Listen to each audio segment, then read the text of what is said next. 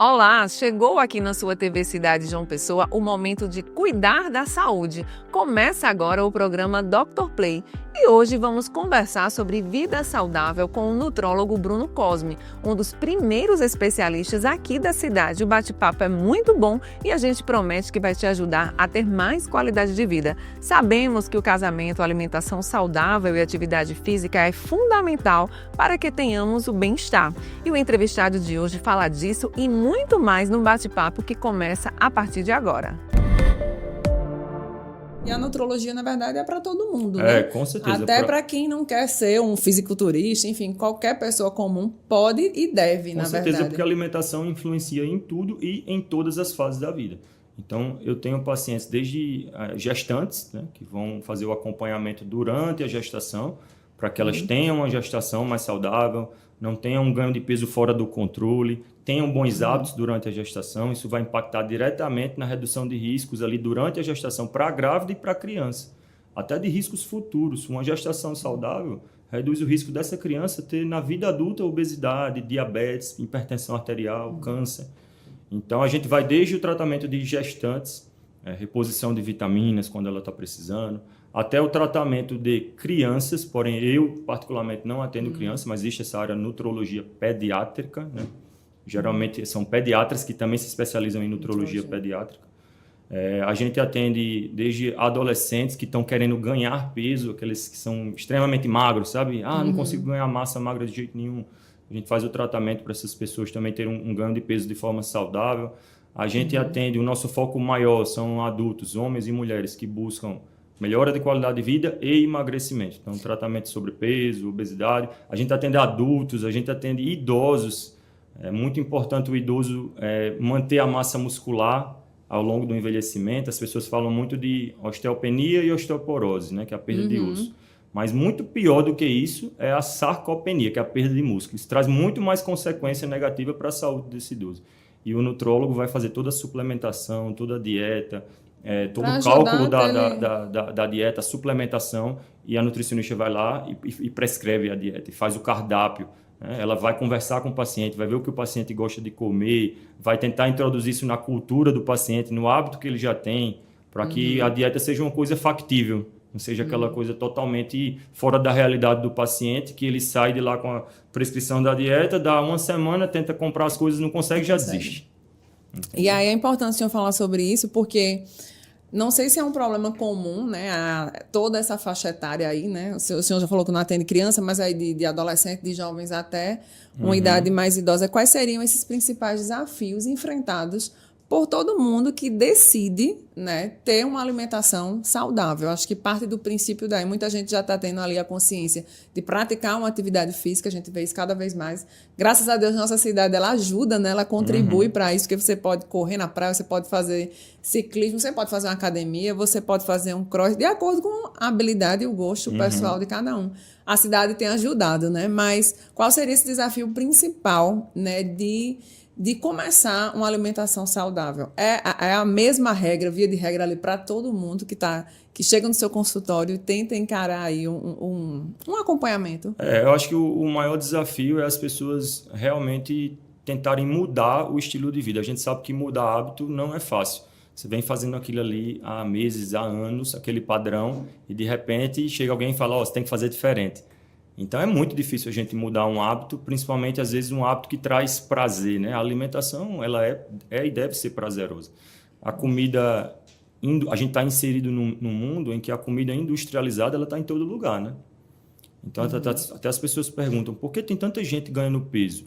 Por que o ganho de peso é cada vez mais prevalente? Porque tem cada vez mais pessoas com obesidade. Isso em todos os países do mundo, viu? Daqui até a África não tem um só país do mundo, em nenhum continente em que a incidência de obesidade, de sobrepeso não esteja aumentando. Ou seja, a gente está vivendo uma epidemia. Por quê? É a genética? As pessoas sempre perguntam, é a genética? Se você parar para pensar, os nossos genes de hoje, os meus, os seus, eles não são muito diferentes dos genes dos nossos avós de 100 anos atrás. A genética é a mesma, né? O padrão dos genes não muda, então, curto espaço de tempo. Então, o que mudou foi o nosso meio ambiente. Então, uma pessoa que às vezes tinha a obesidade é uma doença que a gente chama poligênica. São vários genes que vão confluindo e vão aumentando o risco de uma pessoa ter ou não ter aquela doença. Então, vou dar um exemplo assim, totalmente leigo aqui. Vamos supor que tenha 200 genes relacionados a ganho de peso, né? Cada gene desse vai fazer uma pessoa ter mais vontade de comer carboidrato, ter um metabolismo mais lento, vai impedir que o metabolismo dela acelere se ela comer um pouquinho mais. Então, são múltiplos genes que favorecem o ganho de peso. Aí vamos supor que essa pessoa, que eu tenha nascido lá em 1900 e eu tinha 50 desses 200 genes positivos. E lá em 1900, meu peso era normal. Aí vamos supor que eu me teletransportei e nasci agora, nos anos 2000. Eu tenho os mesmos 50 genes, mas a chance de eu ter sobrepeso e obesidade é muito maior. Por quê? Porque o meu meio ambiente mudou, né? Lá atrás não existia sedentarismo. Hoje em dia, nosso estilo de vida, a gente é naturalmente sedentário. A gente passa o dia trabalhando geralmente sentado. A gente tem controle remoto para tudo. A gente vai de carro. A gente tem celular que resolve nossa vida. A gente não precisa mais ir no banco. A gente faz tudo ali pelo celular. Então, o meio ambiente é obesogênico, que a gente fala, né? Ele favorece a obesidade. A gente está mais sedentário. A alimentação está cada vez mais industrializada. Antigamente, a gente comia muito mais coisa que vinha da terra, né? Hoje a gente come muito o que vem de uma indústria, pela facilidade, é o que está mais fácil, eu não tenho tempo, então tem que comer o que está mais fácil. Veio a fome e eu não consigo aqui preparar uma refeição bem equilibrada, né? Logo eu vou fast lá, food, peço um fast food, vou aqui no iFood, peço qualquer coisa. E geralmente são alimentos que são muito palatáveis, né? Os alimentos industrializados, eles fazem a gente comer também, não só por fome, eles fazem a gente comer por prazer. Então, cheio de conservantes, exatamente, né? Conservantes, aromatizantes, corantes, um monte de substância ali que acaba fazendo a gente comer por prazer. Então, voltando à sua pergunta, o maior desafio é fazer as pessoas, dar informação para as pessoas. Eu sempre falo, acho que o maior diferencial da minha consulta não é o meu tratamento. O tratamento que eu prescrevo para o meu paciente, ele poderia ter esse mesmo tratamento em diversos outros médicos. Mas o maior diferencial é convencê-lo a por que fazer aquilo é importante. Então, trazer dados para ele, né? Dar informação de uma forma que ele consiga entender. Vamos dar uma pausa agora na entrevista e já voltamos. Um instante só, aguarda.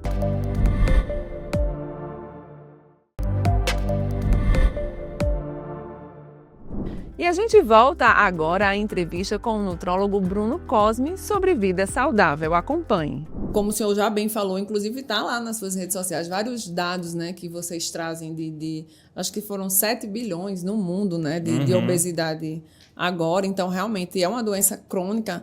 Muitos também querem normalizar isso na internet, Sim. que a gente vê essa questão da obesidade. Muitos influencers obesos, assim, tentando, inclusive, de certa forma, né, seus hábitos, eles influenciam, né? E nesse sentido, negativamente, porque é uma doença. E cada vez mais a gente está vendo as pessoas fazerem cirurgias bariátricas, né? Tem vários tipos, cada vez mais moderna, recuperação cada vez mais rápida. Mas, em contrapartida, também o que a gente está vendo, né, que muitas pessoas elas voltam a engordar. Então, o difícil não é fazer a cirurgia, né? Tem, inclusive, excelentes profissionais até aqui na Paraíba, né? Muitas, as pessoas nem precisam mais sair daqui para fazer essas cirurgias, mas a cabeça não mudou, os hábitos não mudaram, o mindset ali não virou, né? Então, eu acredito que deve também chegar muito paciente nesse sentido. Ali, talvez o primeiro passo seria procurar um nutrólogo, mas não, procura logo alguém para fazer a cirurgia, a cabeça não muda e todos voltam a engordar novamente. Eu acho que o senhor recebe muito esse tipo de paciente. Sim, também. Isso é bem interessante. A gente entende que o tratamento da obesidade ele segue uma pirâmide, né? Na base está a mudança do estilo de vida. Então, isso tem que estar presente sempre, em todos os pacientes, é a mudança do estilo de vida. Depois vem o tratamento com medicamentos também. Muitas pessoas elas não vão conseguir ter um resultado bacana apenas com dieta e exercício. E não é porque ela não tem a força de vontade. Então, isso é um mito, né? Um conceito errado que tem na cabeça das pessoas, que emagrecer com remédio é muito fácil, tem que ir na força de vontade.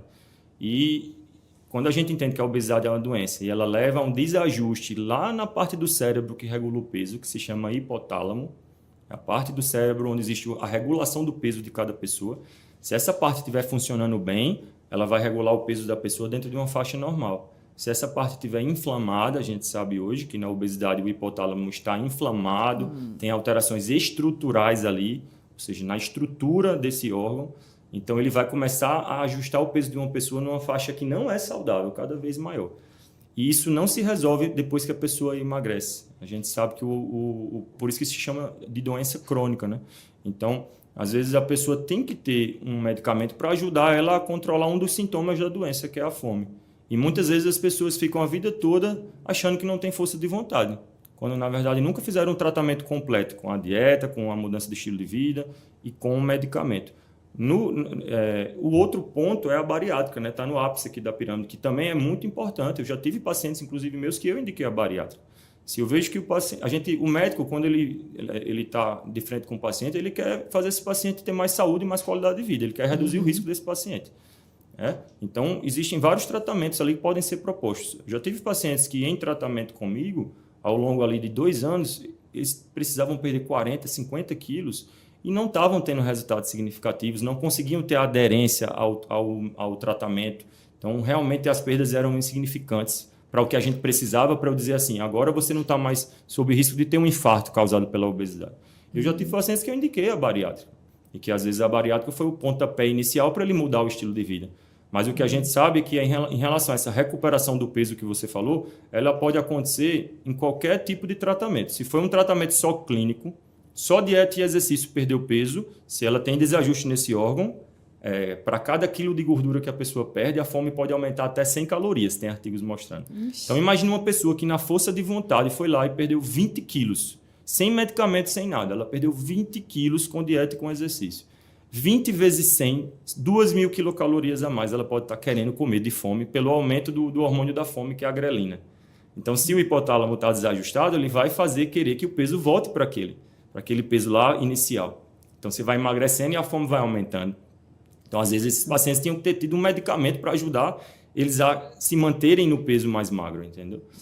Bariátrica, mesma coisa. Você faz a bariátrica, tem vários tipos, né? Você vai emagrecer, tá? Pelo mecanismo restritivo, né? Que o estômago diminui de tamanho, e também pela desabsorção de nutrientes. Quando você desvia o trânsito intestinal, uma boa porção ali que absorveu um monte de calorias não vai mais estar absorvendo calorias. Então, você vai emagrecer. O problema tem que mudar o estilo de vida. Então, seja qual for a estratégia que você usou para emagrecer, se foi dieta, exercício e medicamento, se foi dieta, exercício e um balão intragástrico, se foi dieta, exercício e bariátrica, todos você vai perder peso. A grande questão para você manter o peso, você tem que ajudar esse órgão, que é o hipotálamo, a desinflamar. E ele só desinflama com o estilo de vida anti-inflamatório.